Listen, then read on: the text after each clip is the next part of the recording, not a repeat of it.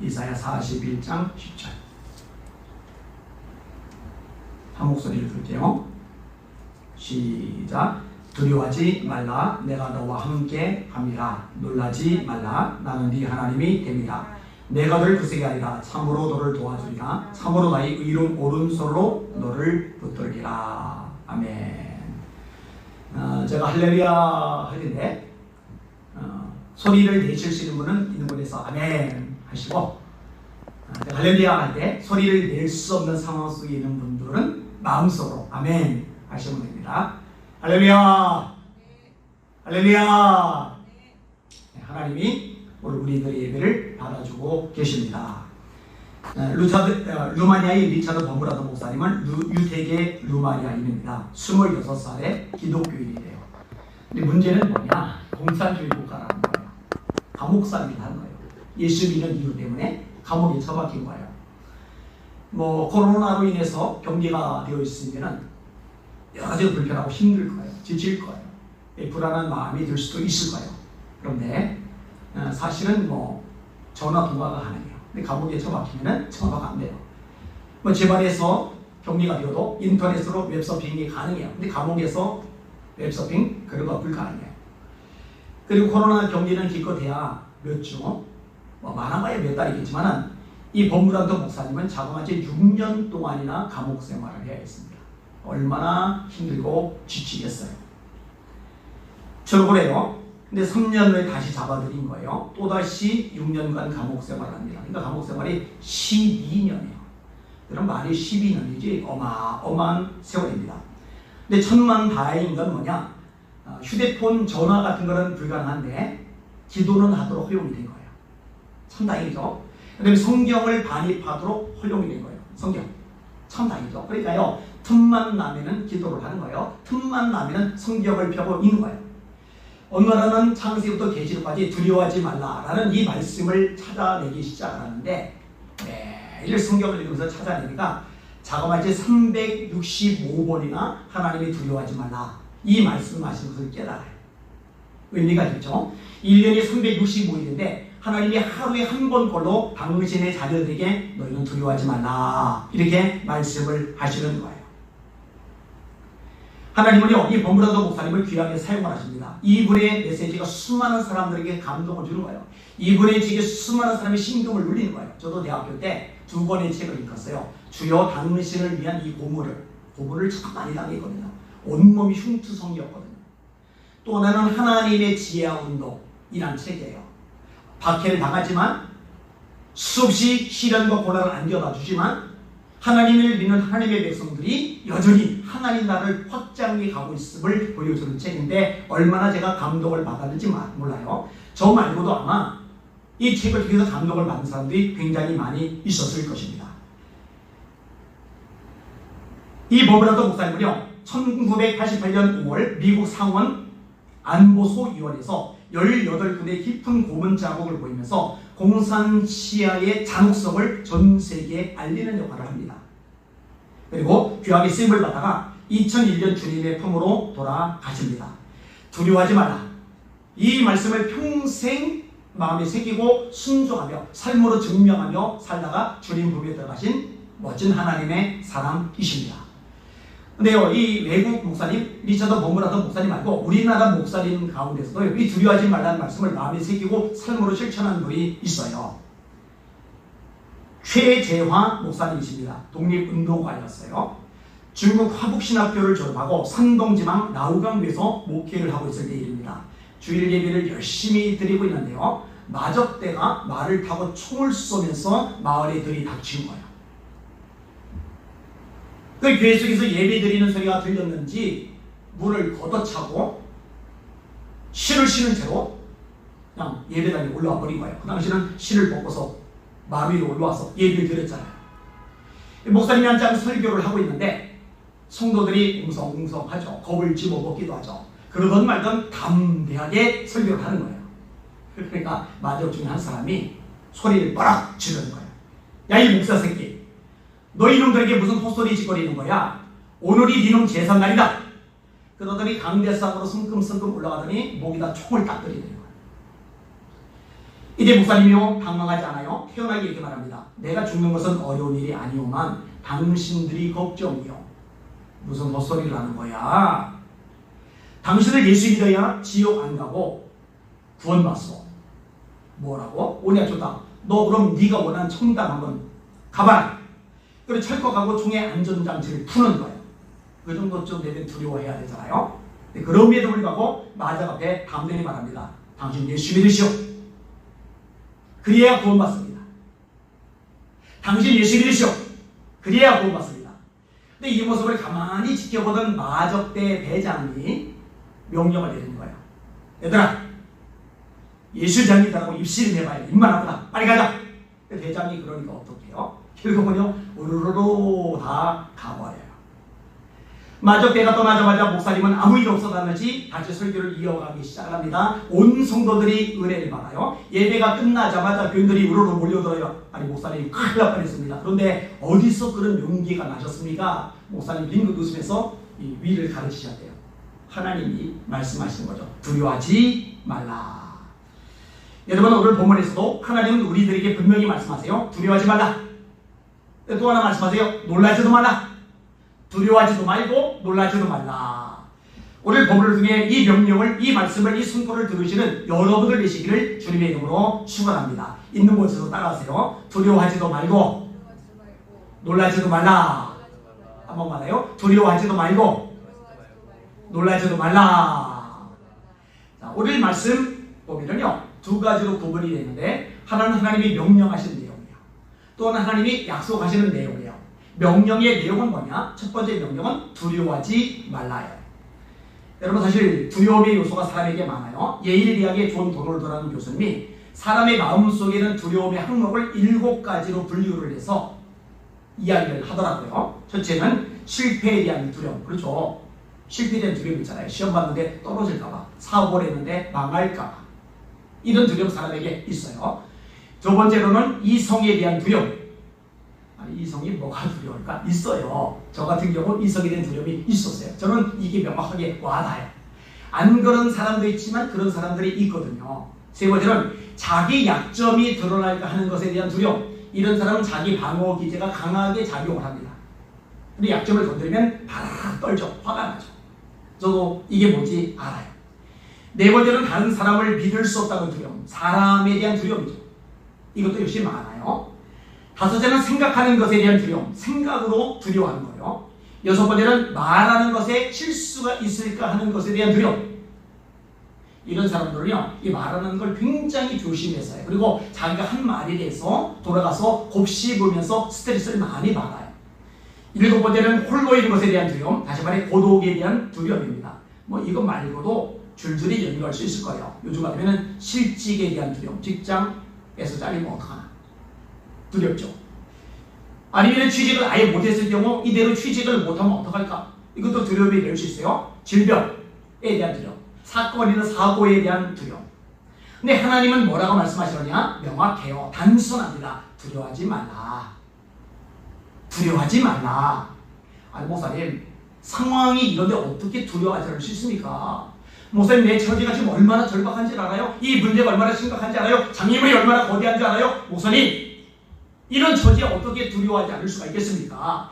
이렇게 말한다면요, 그렇게 말하는 사람은 하나님이 전지전능하시다는 걸 믿지 않는 거예요. 이렇게 말하는 사람은요, 하나님이 내 인생의 주인이라는 이 고백이 명확하지 않은 거예요. 어려움이 크지 않은 건 아니에요. 장애물이 대단하지 않은 게 아니에요. 문제가 심각하지 않은 거 아니에요. 그럼에도 불구하고 우리 주인 되신 하나님이, 전능하신 하나님이 우리에게 명령하신 걸 두려워하지 말라. 그럼 우리는 그걸 받아들이는 거예요. 아멘 하고 믿음으로 받아들이는 거예요.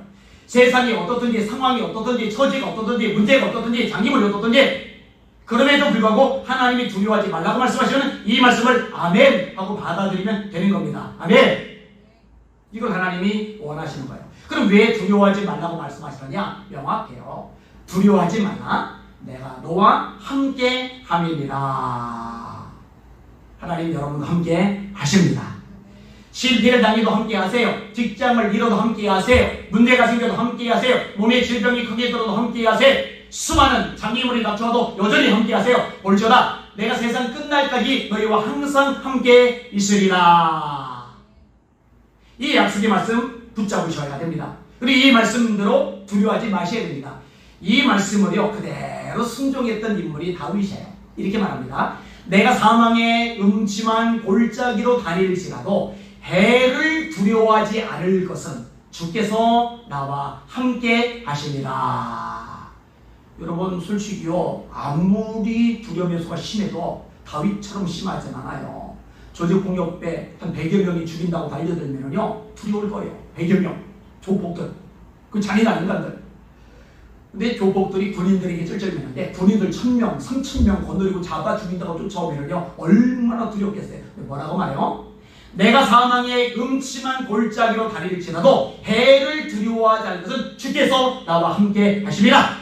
기억하는 거예요. 뭐를요? 하나님이 함께 하시는. 여러분들 이거 기억하시고 잊지 마시기를 주님의 이름으로 축원합니다.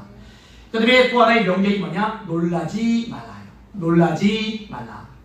사실 놀랄 일이 많아요. 갑작스럽게 정리하기도 합니다. 놀리죠. 최근에 이번에 어떤 분이 속 얘기를 하세요. 어머니가 암에 걸렸는데 암이 전체에 다 퍼졌대요. 5월 달에 진단을 받은 거예요. 조금만 일찍 발견했으면 참 좋았을 텐데 말기가 돼버린 거예요. 그것도 전신에 다 전이가 돼버린 거예요. 얼마나 놀라겠어요. 충분히 놀랄 만한 일입니다.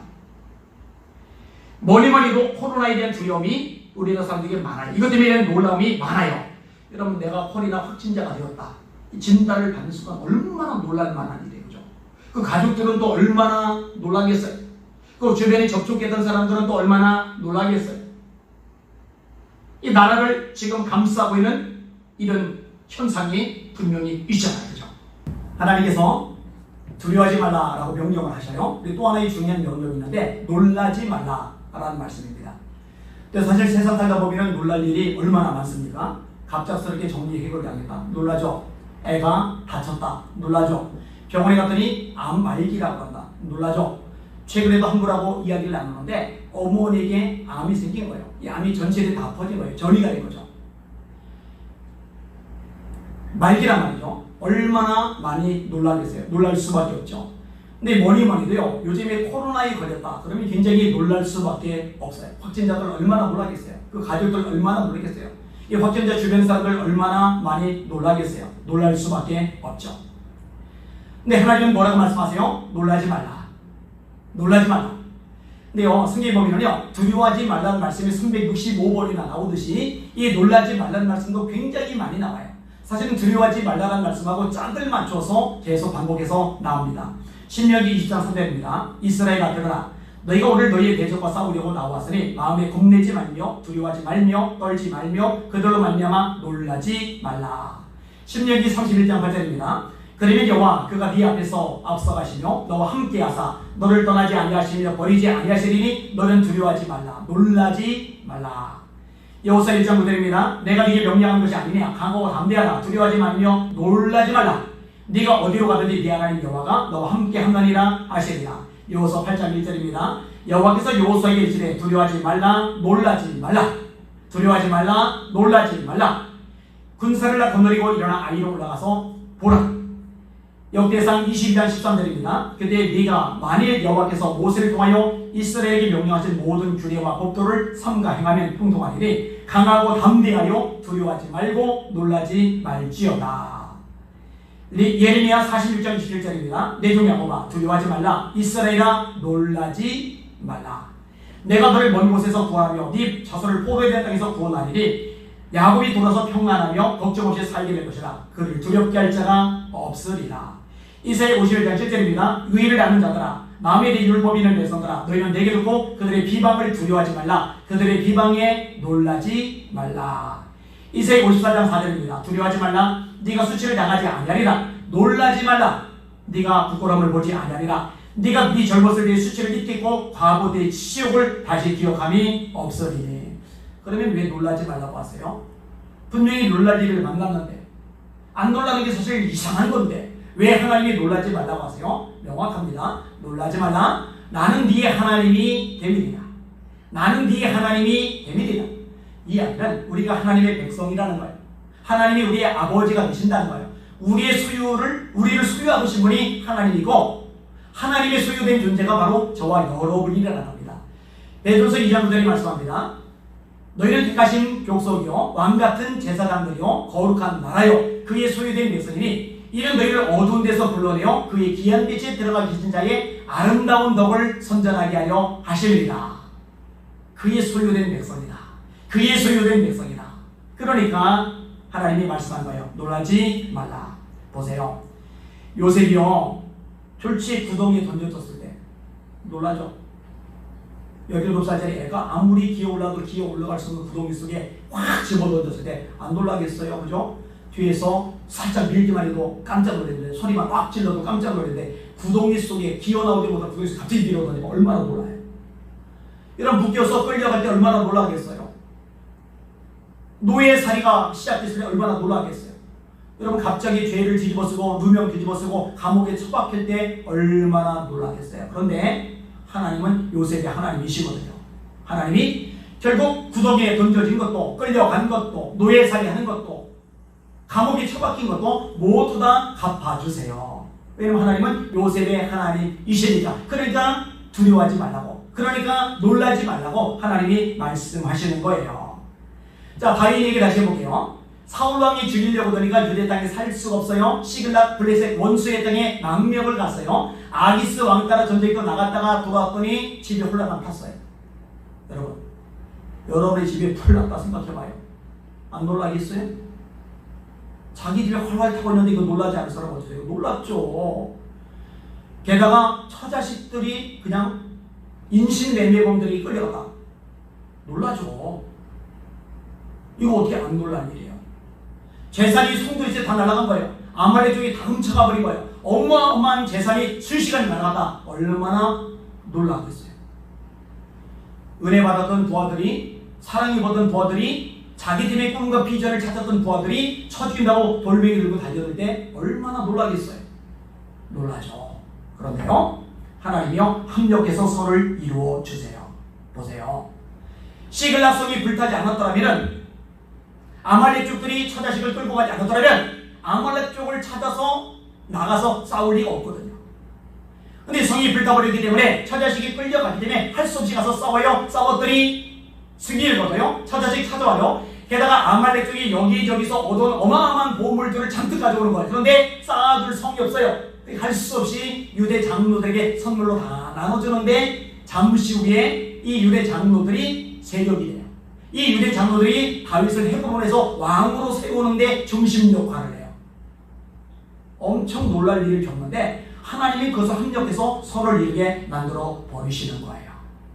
망한 것 같았는데, 배신당했는데, 진짜 알거지 됐는데, 이제 완전히 끝장났다 싶었는데 하나님이 사실은 그것을 통해서 더 놀라운 것, 더 값진 것, 더 귀한 것, 더 아름다운 걸 주고자 계획하고 계셨던 거예요. 왜? 하나님은 다윗의 하나님이시니까. 마찬가지입니다. 성도들, 하나님은 여러분의 하나님이십니다. 할렐루야. 그러니까 놀라지 말라는 거예요. 두려워 말라, 내가 너와 함께 함이리라. 놀라지 말라, 나는 네 하나님이 됨이니라. 그래서 하나님이요 세 가지를 약속을 하세요. 뭘 약속하셨냐? 첫째로 내가 너를 굳세게 하리라. 사람은요 때때로 약해져요. 어떨 땐 몸이 약해져요. 어떨 땐 마음이 약해져요. 그러면 눈물이 나는 거예요. 어깨에 힘이 빠지는 거예요. 의욕이 상실이 되는 거예요. 하늘이 새까만 거예요. 어떻게 될지를 모르는 거예요. 다리 힘이 풀려드는 거예요. 이럴 때가 있어요. 누구나도 이런 경험을 할 때가 있어요. 그런데요, 하나님은 그런 상황에서 굳세게 하실 수 있는데 내가 너를 굳세게 하리라 라고 약속해 주시는 거예요. 하나님이 산성도 여러분들 굳세게 만드실 줄 믿습니다. 바울이 묶여서 로마를 압송되어 가는데 그 배가 유라블로라는 광풍을 만나요. 다 죽게 생겼어요. 성경이 이렇게 말씀합니다. 우리가 풍랑으로 심히 애쓰다가 이튿날 사공들이 짐을 바다에 풀어버리고 사흘째 되는 날에 배의 기구를 그들의 손으로 내버리니라. 여러 날 동안 해도 별로 보이지 아니하고 큰 풍랑이 그들이 있음에 구원의 여망마저 없어졌더라. 여러 사람이 오래 먹지 못하였음에 바울이 가운데 서서 말하되 여러분이여 내 말을 듣고 그에 대해서 떠나지 아니하여 이 타격과 손상을 면하였다면 좋을 뻔하였느니라. 내가 너희를 권하노니 이제는 안심하라. 너희 중 아무도 생명에는 손상이 없겠고 오직 내 뿐이리라. 내가 속한 바 내가 숨기는 하나님의 사자가 어젯밤에 내 곁에 서서 말하되 바울아 두려워하지 말라. 네가 가이사 앞에 서야 하겠고 또 하나님께서 너와 함께 항해하는 자를 다 네 손에 주셨다 하였으니 그러므로 여러분이여 안심하라. 나는 내게 말씀하신 그대로 되리라고 하나님을 믿노라. 나는 내게 말씀하신 그대로 되리라고 하나님을 믿노라.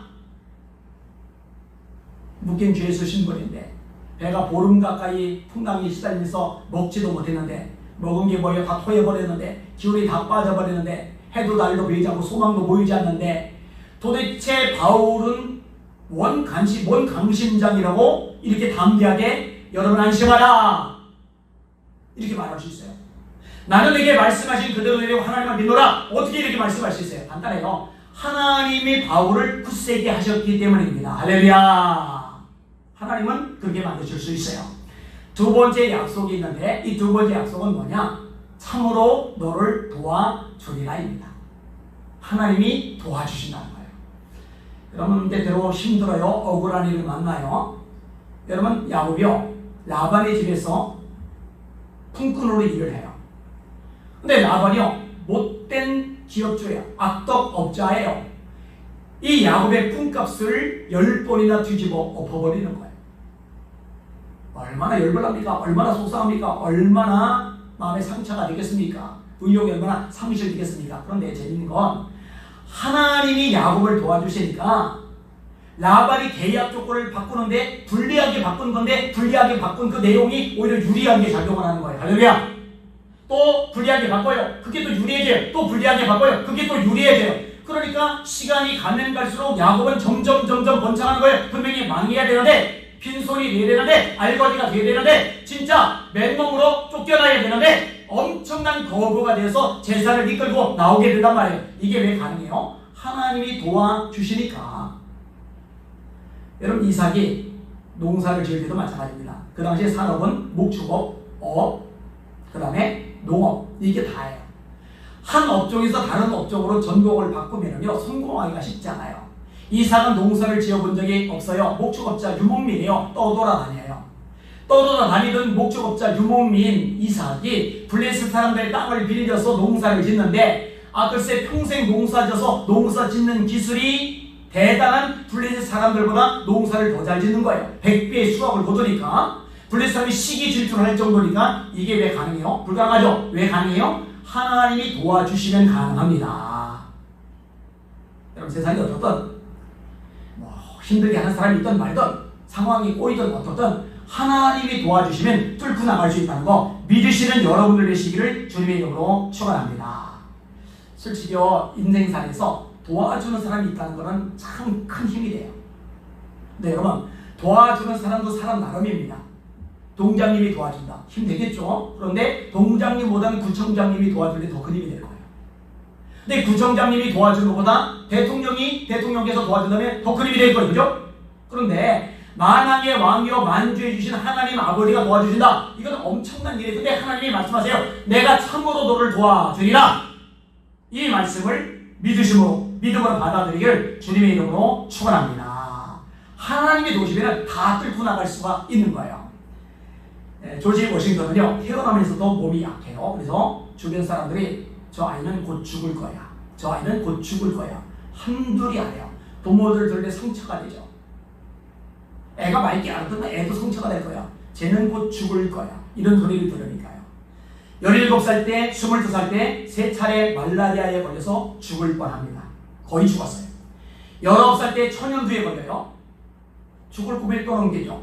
20살에 능방염에 걸립니다. 35살 때는 급성 이질에 걸려 죽을 고비를 넘깁니다. 43살 때는요 치아가 전부 다 엉망진창이 되어서 고통을 크게 받아요. 근데요 이 부모님이 참 대단합니다. 사람들은 다 너 죽을 거야 너 죽을 거야. 쟤는 안 돼 그런데 그 부모님은 하나님이 너와 함께 하셔. 하나님이 너를 도와주셔. 하나님이 너와 함께 하셔. 하나님이 너를 도와주셔. 믿음을 심어주는 거예요. 아이가 그걸 받아들여. 하나님 나랑 함께 하시지. 하나님 나 도와주시지. 그러면 죽을 위기를 수없이 겪은 게 뭔 상관이에요. 온몸이 엉망진창인 게 뭔 상관이에요. 괜찮은 거예요. 믿음이 있는 거예요. 여러분 그 믿음이요 약함과 질병을 극복하고 자신을 일으키는 원동력이 됩니다. 결국은요, 이 육신의 약한 질병을 다 이겨요. 인간의 한계와 약점을 다 뚫고 나가요. 하나님 앞에 사람의 존귀한 인물로 성장해 갑니다. 결국요, 1775년 독립군의 총사령관이 됩니다. 그 당시에요, 식민지인 미국이 세계 초강대국인 영국군과 싸워서 이기는 건 불가능해요. 근데 식민지의 총사령관인 워싱턴이 당시 세계 최강대국인 영국군과 싸워가지고 이겨요. 이게 어떻게 가능해요? 하나님이 도우시니까 가능한 거야. 할렐루야. 그러니까 국민적인 영웅이 돼요. 그리고 마침내 1789년 미국의 초대 대통령이 됩니다. 벌써 죽었어야 되는데, 벌써 이제 끝장났어야 되는데, 아니 사람하고 요양병원에 누워서 골골골골골골 대고 있어야 되는데, 사람 구출 못하고 비실비실 거려야 되는데, 군대 총사령관이 되고 대통령이 되고, 하나님이 도우시니까 다 뚫고 나가잖아요. 하나님 살아계시잖아요. 이분이 고백했던 내용이 참 멋져요. 들어보세요. 총알이 4번이나 내 코트를 관통했고, 내가 타고 다니던 말이 총탄에 2번이나 쓰러졌지만, 그러나 참새 한 마리가 땅에 떨어지는 것까지도 섭리하시는 하나님은 당신의 섭리와 목적을 성취하시기 위해 나를 살려주셨다. 하나님이 도우셔서 여기까지 왔다. 이렇게 고백을 하는 겁니다. 성도 여러분, 믿으세요. 하나님이 여러분을 도와주실 것입니다. 붙잡으세요. 하나님이 여러분의 능력이 되십니다. 할렐루야. 우리는 참 좋으세요. 위대하세요. 자, 마지막 세 번째가 뭐냐? 내가 너를 붙들리라. 붙들리라. 여러분, 붙들어주는 것도 누가 붙들어주느냐에 따라 달라요. 어른이 자빠지는데 어린아이가 붙들어줘요. 그러면은요, 어른이 잡아지느냐? 아니요, 애도 같이 넘어져요. 근데 애기가 자빠지는데 어른이 붙들어주면요, 애기는 넘어지지 않고 서 있을 수가 있어요. 우리 하나님은 어른보다 크고 강하시죠. 하나님이 붙들어주시면 넘어지지 않고 서 있을 수 있는 줄 믿으시기 바랍니다. 설사 넘어졌다 하더라도 다시 일어날 수 있는 거 믿으실 수 있는 이유로 축원합니다. 11, 116절에 보니까 나를 넘어짐에서 건지셨다. 이렇게 고백을 해주고 계십니다. 그런데요, 오늘 본문이 재미있어요. 나의 의로운 오른손으로 너를 붙들리라. 이 오른쪽은요, 하나님의 권능을 상징합니다. 그는 하나님 보좌 우편에 계신 자요, 우리를 위하여 친히 간구하시는 자십니다. 시편 마태복음 25장에 왼편에 양들이 있고 왼편에 염소들이 있고 오른편에 양들이 있어요. 양들에게 말합니다. 나와 너희를 위해서 예비된 영원한 나를 상무소 가라. 염소들에게 말합니다. 나귀와 그 사자들 위해서 예비된 영영한 불에 들어가라. 오른편 주님이 계시는 거예요. 오늘 본문에도 나의 의는 오른손으로 너를 붙들리라. 히브리서 10장 2절입니다. 오직 그리스도는 죄를 위하여 한 영원한 제사를 드리시고 하나님 우편에 앉으사. 누가복음 20장 43절 내가 네 원수를 네 발등상으로 씹을 때까지 내 우편에 앉았으라 하셨도다 하였느니라. 베드로서 3장 22절 그는 하늘에 올사 하나님 우편에 계시리 천사들과 권세들과 능력들이 그에게 복종하느니라. 사도행전 7장 55절 스데반이 성령 충만하여 하늘을 우러러 주목하여 하나님의 영광과 미 예수께서 하나님 우편에 서신 것을 보고 시편 121편 여호와께서 네 오른쪽에서 네 그늘이 되시나니 낮에 해가 너를 상하게 하지 않으며 밤에 달도 너를 해치지 아니하리로다. 오른쪽 오른쪽 오른쪽 오른쪽. 이거 제가 인용하려면 이거 하루 종일 인용할 거예요. 하나님의 권능 능력 위대하신 그 능력의 오른손으로 너를 붙들리라. 그러면 누가 우리를 넘어뜨리겠어요? 우리가 쓰러졌을 때 누가 우리를 일어나지 못하도록 가로막을 수 있겠어요? 그러니까 말씀이 맞아요. 의인을 7번 넘어져도 8번 일어나느니라. 왜? 하나님이 붙들어 주시기 때문이거든요. 이 하나님의 말씀 약속을 붙잡고 승리하시는 여러분들 되시기를 예수님의 이름으로 축원합니다. 자, 말씀을 정리하겠습니다. 하나님이 2가지 명령을 내리셨어요. 두려워하지 말라. 이유는 내가 너와 함께합니다. 또 하나의 명령은 놀라지 말라. 이유는 나는 네 하나님이 됨이리라. 그래서 약속하신 말씀이 있어요. 3가지를 말씀하세요. 내가 너를 굳세게 하리라. 여러분을 굳세게 만들어줄 겁니다. 몸도 마음도 믿으시기 바랍니다. 참으로 너를 도와주리라. 하나님이 여러분을 도와주십니다. 야곱을 도와주셨듯이 이삭을 도우셨듯이 워싱턴 장군을 도우셨듯이 저도 여러분도 도와주십니다. 하나님 또 말씀하세요. 나의 의로운 오른손으로 너를 붙들리라. 하나님 여러분을 붙들어 주십니다. 이 하나님 붙잡고 승리하시는 여러분들 되시기를 예수님의 이름으로 축원합니다.